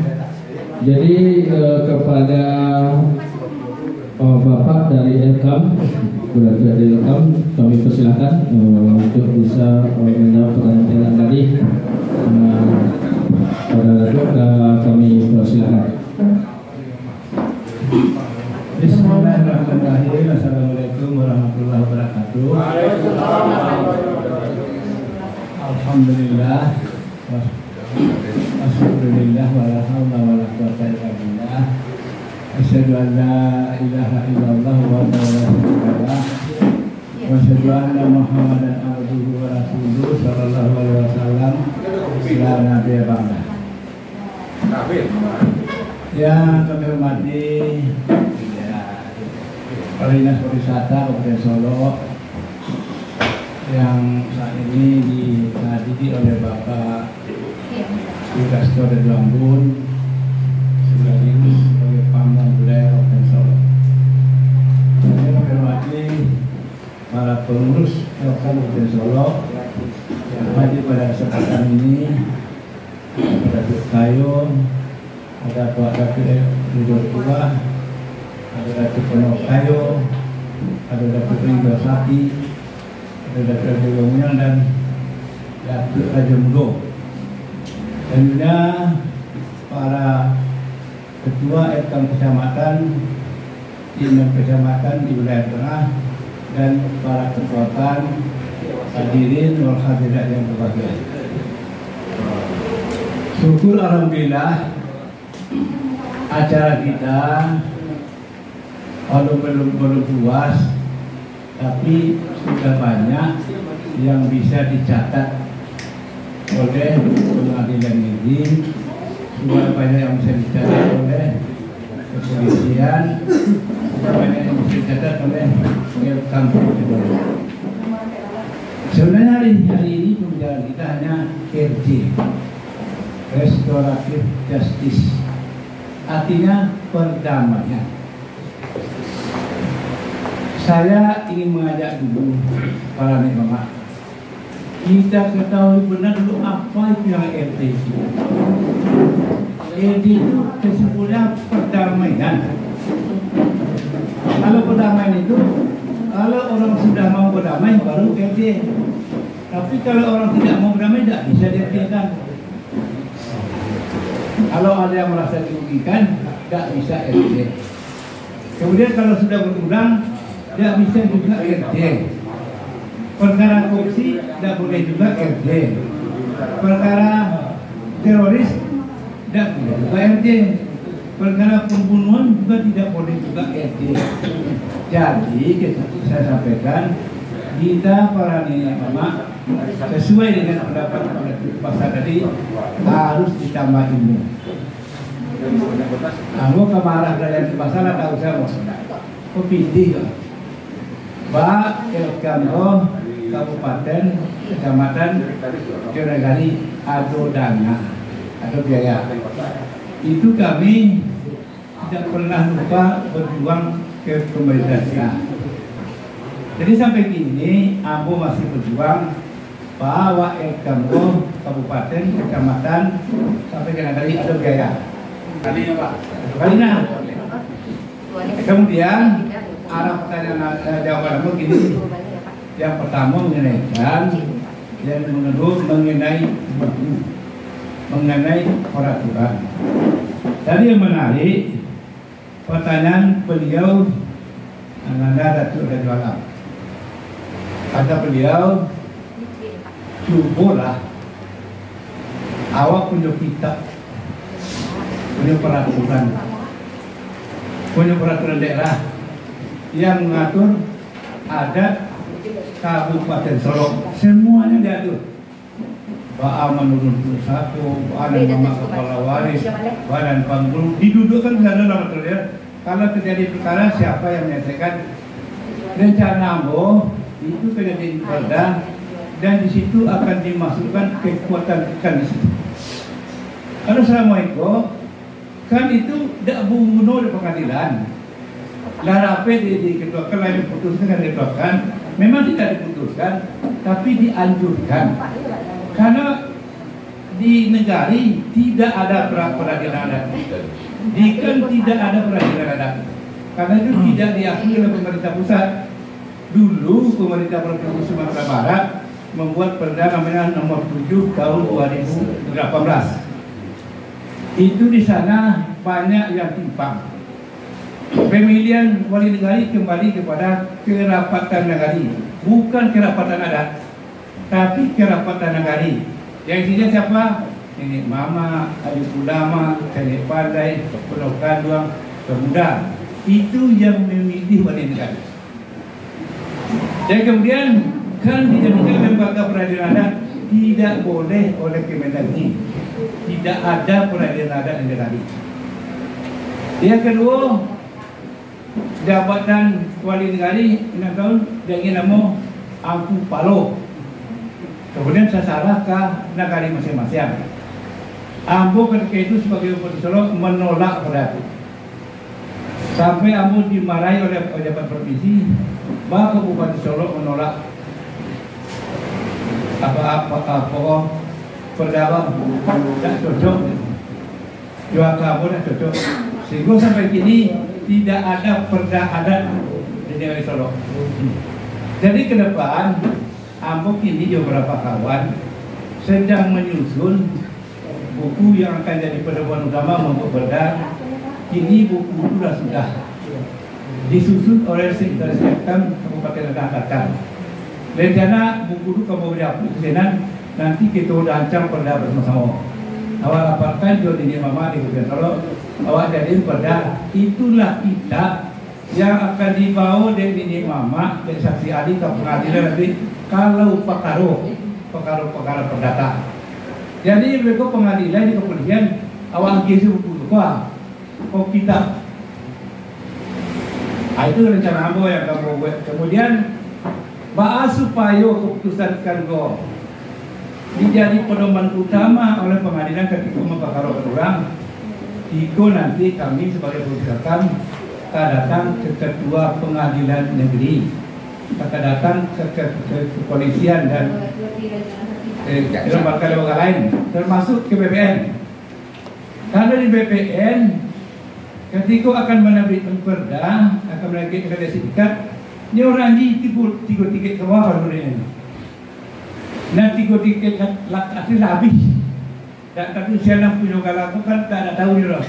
Belum lihat mau. Sedikit dia mau tu sedikit dia mau dua harus dua. Tiga tiketnya itu perdana. Itu radinya. Padahal radio apa lah sejak dulu lagi. Itu perlu dibicarakan jo BPN. Itu nanti kita masukkan ke peraturan undang-undang. Jadi ke depan awak buat peraturan itu yang akan kita sampaikan ke pengadilan, termasuk form-formnya itu penjelas. Pak mampu perjanjian di pengadilan, Pak mampu perjanjian di kepolisian. Nanti Ambo sebelum segala pulus akan datang ke kedua lembaga tersebut. Bayu bahwa supaya keputusan Kango dijadikan pedoman utama oleh pengadilan ketua perkara. Jadi perkara lah jadi kan lebih kuat ya. Tapi tiba di pengadilan kuat orang lain. Ada kadang ada orang yang kuat sebagainya.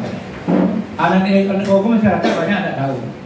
Ada di sebuah negara di negara Allah perkara NO yang buat sih keputusan dikeluarkan orang memanangkan orang lain akan jadi perkara dia begitu. Jadi ke depan kesimpulan awak ini bahwa awak ini mamaku yang pertama menambah ilmu, menambah pengalaman, mendaki yang nak kemenakan. Dan jalih ini jujur begitu dan awak nak para mama gua bilo baik kemarin bertanya ambu nak tanya bilo baik kemarin lain supaya kemarin ini sekali sudah tidak lain kemarin ini sekali sepakan tidak betul tidak dong jadi itu perlu awak kuasai dari bawah. Cuma kalau bergerak melakukan awak, mau ngapain? Lain kalau berbalik, jangan banyak melakukan awak. Lain kalau makan bino, lain kalau kasawah bino, lain kalau pakai kopi di rumah. Kan itu dah tadi. Lain kalau pulang itu langsung malu. Kadang-kadang lah bertukar langsung malu ada tahu. Masa lu? Jadi itu kerja awak, kerja awak. Jadi yang dipertanyakan tadi, memang kepolisian pengadilan jawabannya normatif, normatif jawabannya Ini tidak akan memberikan sebenarnya karena terbatasi oleh kode etik. Ini ada kode etik ya. Tidak kayak kecilnya sebenarnya kawan. Tapi ini jadi Urang ko tadi sudah memberikan pendapat kalau kalah ada nggak tidak. Jadi kepada Orang Pribun Datuk yang hadir di sini, kami mengucapkan terima kasih. Mudah-mudahan rencana besar Wago bisa terlaksana dengan baik. Terima kasih banyak atas kehadirannya. Mohon maaf kalau ada omongan salah kece, salah kekalahi, tersinggung betul. Awak sama-sama nih mama. Tadi mak mau kedua saya untuk Ramadan. Awak ini mama ulang. Ada pesan Sarah pesan kedua. Sarah bang Atu ada pakai Allahu Akbar di orang mati. Kamu mau kaya? Tak maksud itu. Di Sukabumi salah. Tidak, awak sama salah. Ya, jadi kali ini saja. Mohon maaf. Bila itu hidayah. Amo tutup dengan ucapan alhamdulillah. Assalamualaikum warahmatullahi wabarakatuh. Mungkin itulah penghujung dari kegiatan kita kali ini, dan kita memang sama-sama berharap nanti ada semacam MOU kita berdua dengan pihak pengadilan. Sebetulnya juga kami ingin menghadirkan kemarin orang dari BPN ya. Kita kan seringkali bermasalahan masalah tanah wilayah. Kemarin karena keterbatasan mungkin lain kesempatan. Dan ini akan kita tindak lanjuti setelah kegiatan kita yang terakhir nanti di selatan pada tanggal 25 ke 4 kecamatan. Mungkin setelah itu nanti kita akan coba membuat semacam MOU dengan pihak pengadilan. Mungkin itu rangkaian acara kami pada hari ini. Kami atas nama panitia mengucapkan kurang dapat dibalinya, kurang tahu ku dijangkaunya. Sebelumnya dan tertinggal lagi sudah jatuh ada penyerahan SK kecamatan LK kecamatan untuk kecamatan yang 6 kecuali dari Leman Jaya karena mungkin belum dikirim informasi ke pengurusannya. Jadi masing-masing ketua LKM kecamatan untuk dapat berdiri di depan. Dari Bukit Sumbi, Sungai Lasi, Tigo Lurah, Payang Sekaki, Gunung Talang, silakan ketua LKM-nya berdiri di depan.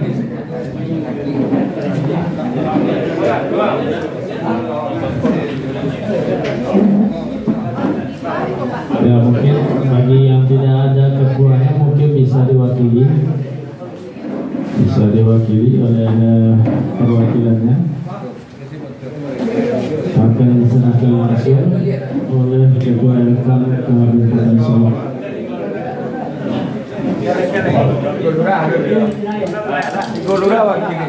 Tiga lurah mungkin ada yang bisa mewakili. Sudah, Gunung Talang sudah, Sungai Lasi sudah, tinggal Payang Sekaki. Payang Sekaki silakan untuk bisa ke depan. Wakili sebut. Boleh diwakili.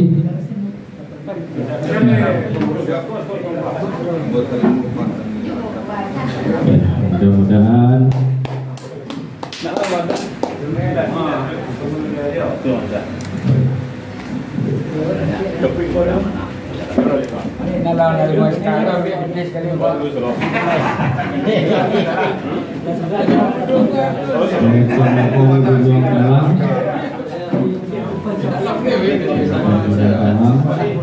juga dari Kecamatan Tigo Lurah. Dan ada kecamatan sambil terus juga dari Kecamatan Payang Sekaki. Ya, mungkin bisa foto bersama dulu dengan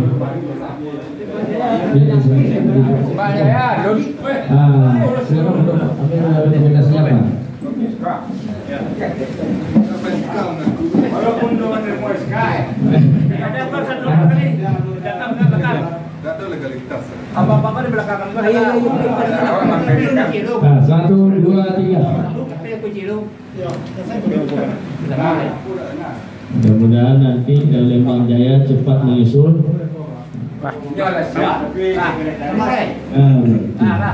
Foto samo lah itu samo. Foto samo mulai. Tidak sampai jumpa di belakang.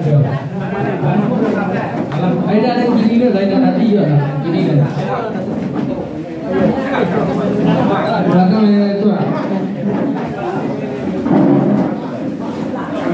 Nah, ini belakang tuh. Nah, foto bersama, sama-sama foto gitu.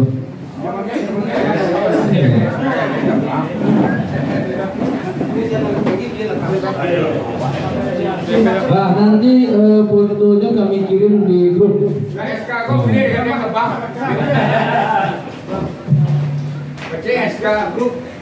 Ah, 1, 2, 3. Lagi 1, 2, 3. Lagi. Terbang mak. 1, 2. Salam Minangkabau. 1, 2, 3. Ini bukan Oke.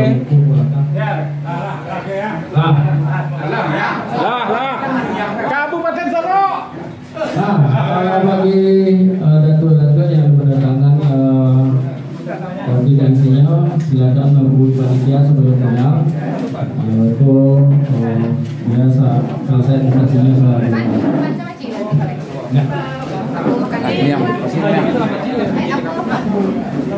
Ketua.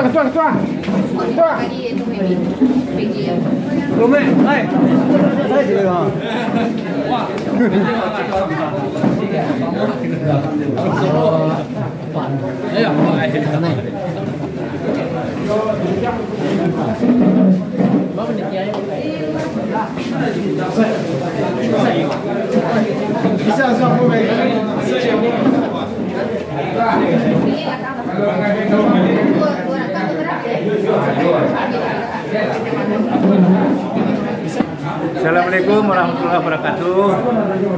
Saya Haji Kusuma Datuk Joleno, Ketua Lembaga Kerapatan Adat Madam Minangkabau Kabupaten Solo. Pada hari ini sudah selesai melaksanakan grup diskusi FGD tahap kedua di 6 kecamatan di Kabupaten Solo. Alhamdulillah bertemu lancar, berjalan dengan baik. Mudah-mudahan hasilnya nanti kita bukukan dan kita akan membuat kesepakatan dengan Pengadilan Negeri dan Kepolisian Republik Indonesia. Mudah-mudahan restoratif justice dan pelaksanaan hukum adat dan hukum agama diharmonisasikan dalam pelaksanaan perkara adat istiadat di Solo. Mudah-mudahan semua kita bisa memahaminya. Terima kasih. Assalamualaikum warahmatullahi wabarakatuh.